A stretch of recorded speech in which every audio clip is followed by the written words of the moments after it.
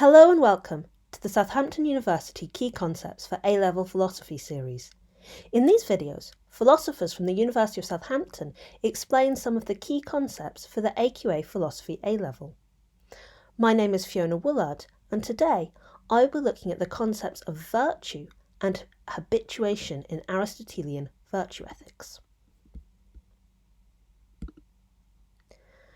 In Aristotelian virtue ethics, the virtues are understood in terms of eudaimonia, or living well.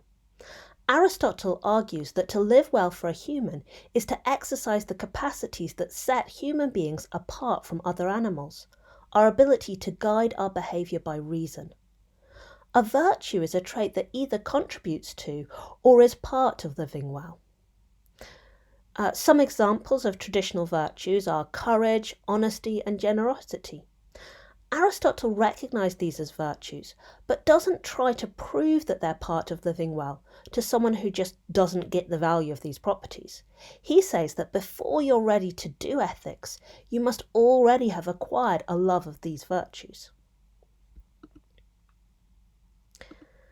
Aristotle argued that the virtues are acquired through habituation. We might say, to get better, you need to practice, and keep practicing.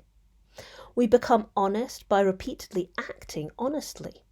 At first, we may need guidance from outside. We might need help to know which actions are honest, and we might need a little push to want to do the honest thing. But as the virtue develops, we become skilled at recognising what the honest thing to do is, and we develop a love for acting honestly for its own sake. This kind of habituation is not the same as a mere habit like chewing one's fingernails. Aristotle sees virtue as a deep part of the person's character that is actively exercised throughout one's life. Virtues are a part of who a virtuous person is.